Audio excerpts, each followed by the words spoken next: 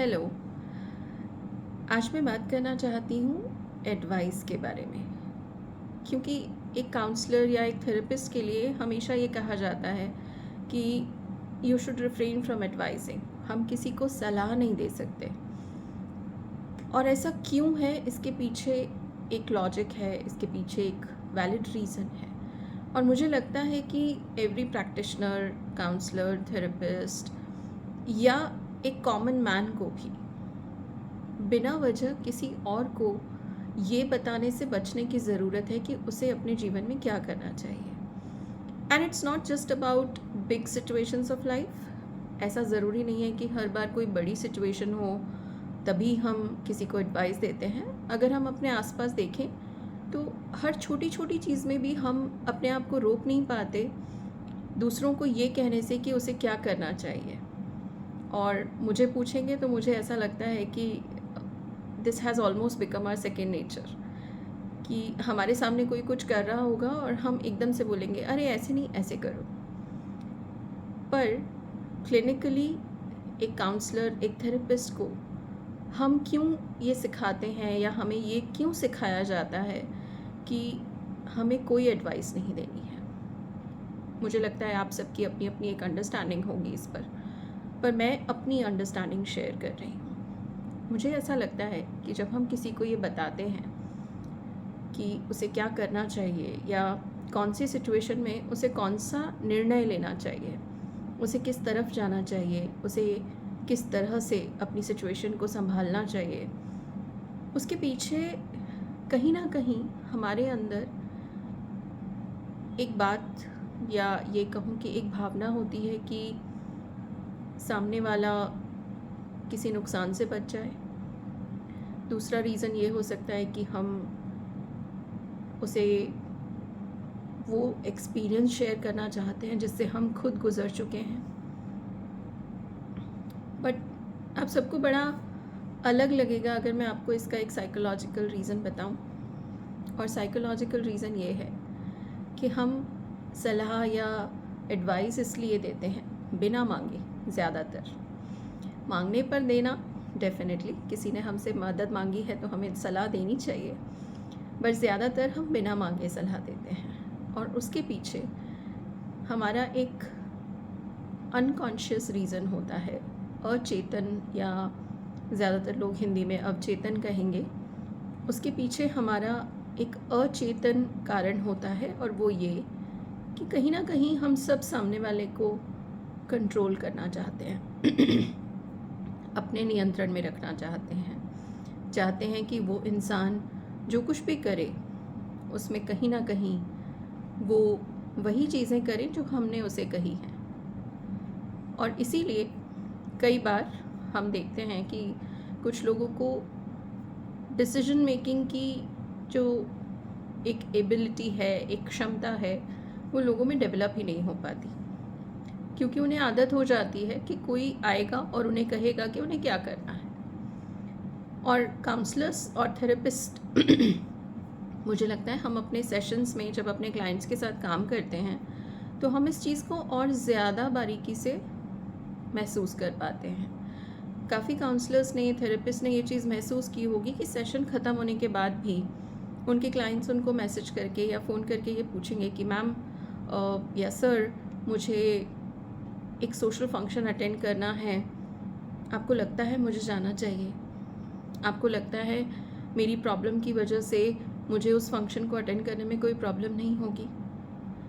मैं जानती हूँ कि बहुत सारे लोग ये कहेंगे कि इस क्वेश्चन में कुछ गलत नहीं है, पर यहाँ बात गलत और सही की नहीं है। कार्ल यंग ने कहा था कि the pendulum of life does not oscillate between right and wrong, the pendulum of life oscillates between sense and nonsense. And जब हम सेंस और नॉनसेंस को समझने की कोशिश करते हैं तो एक बहुत यूजुअल वर्ड है जिसको हम यूज़ करते हैं बहुत ज़्यादा, और वो है कॉमन सेंस। और कॉमन सेंस ये कहता है कि आपकी सिचुएशन को आपसे बेहतर कोई नहीं समझता। एंड इस लॉजिक के हिसाब से हम सब जानते हैं कि हमें किस परिस्थिति में क्या करना चाहिए। ऐसा कोई इंसान नहीं है जिसे किसी और से ये पूछने की ज़रूरत है कि उसे उस परिस्थिति में क्या करना चाहिए। पर फैमिली सिचुएशंस में देखें तो ये एक बहुत कॉमन पैराडाइम है, एक बहुत कॉमन प्रैक्टिस है कि हर इंसान घर के बाकी लोगों से पूछ कर करता है जो भी करता है। कुछ गलत नहीं है उसमें, लेकिन उसके रेपरकशंस भी उतने ही ज़्यादा होते हैं। और उसका सबसे बड़ा रेपरकशन ये है कि आप कभी भी 100% कॉन्फिडेंट नहीं हो पाते, आप रिस्क लेने से डरते हैं, आप हमेशा इनसिक्योर महसूस करते हैं अपनी चॉइसेस के बारे में, स्पेशली बिकॉज़ आपने वो किसी और से विचार विमर्श करके नहीं लिया है या किसी और से डिस्कस करके नहीं लिया है। और एक बात बताऊं, अक्सर लोग डिसीजन लेने से इसलिए भी बचते हैं क्योंकि डिसीजन लेने के बाद उस डिसीजन से आने वाले हर रिज़ल्ट की, हर कंक्लूजन की, हर कॉन्सिक्वेंस की जिम्मेदारी उनकी हो जाती है। पर just to tell you the truth, हर डिसीजन की जिम्मेदारी और हर डिसीजन के कॉन्सिक्वेंस की जिम्मेदारी जिस दिन हम उठाना सीख जाते हैं, उस दिन हम सही मायने में मैच्योर हो जाते हैं।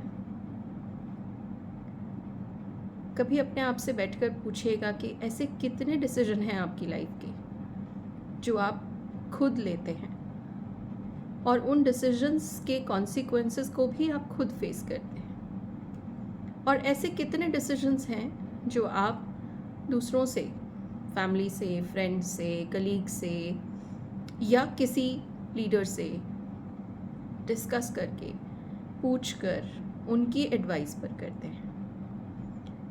और फिर ये कंपेयर करने की कोशिश कीजिएगा कि आपके लिए हुए डिसीजंस के कॉन्सिक्वेंसेस और दूसरों की एडवाइस से जो आपने डिसीजन लिए हैं उनके कॉन्सिक्वेंसेस, उनमें क्या फ़र्क आता है।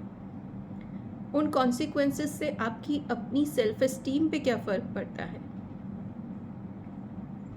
आपके कॉन्फिडेंस में क्या चेंज आता है, आपकी सेल्फ इमेज में क्या चेंज आता है। Just try and observe that and I am sure आप ये रियलाइज़ करेंगे कि क्यों अननोइंगली, नोइंगली हम अपने डिसीजंस दूसरों की मदद से, दूसरों की एडवाइस से लेना चाहते हैं। जहाँ तक हो सके अपने डिसीजंस हमें खुद लेने चाहिए, और अगर हमें किसी और से डिस्कस करना है तो वो सिर्फ डिस्कशन तक सीमित होना चाहिए, ना कि हम अपने डिसीजंस की जिम्मेदारी दूसरों की एडवाइस पर छोड़ दें। आप जहाँ तक हो सके अपने डिसीजंस खुद लेने की कोशिश कीजिए, और आपको समझ में आएगा कि धीरे धीरे आपका कॉन्फिडेंस बढ़ रहा है, आपकी मैच्योरिटी बढ़ेगी और सही मायने में आपकी सेल्फ इमेज इम्प्रूव होगी। हमारे पास आने वाले क्लाइंट्स को हम ये हमेशा समझाने की कोशिश करते हैं कि थेरेपी या काउंसलिंग का मतलब ये नहीं है कि आपको हर चीज़ का सल्यूशन या हर डिसीजन की डायरेक्शन मिल जाएगी। काउंसलिंग और थेरेपी का मतलब ये है कि आप खुलकर किसी भी विषय पर अपने थेरेपिस्ट या काउंसलर के साथ डिस्कस कर सकते हैं, चीज़ों को क्लियरली देख सकते हैं, समझ सकते हैं, और उससे जो इंसाइट आपके अंदर डेवलप होगी वो आपको सही डिसीजन लेने में मदद करेगी। सो नेक्स्ट टाइम जब आप किसी को कोई एडवाइस दें, एक सेकंड के लिए रुक कर अपने आप से पूछिएगा, क्या सच में उस इंसान को एडवाइस की ज़रूरत है, या ये आपकी अपनी नीड है कि आपको अपनी इम्पोर्टेंस तब समझ में आती है, या आपको लगता है कि ये आपकी मॉरल ड्यूटी है कि आपके आसपास के लोग कोई गलती ना करें।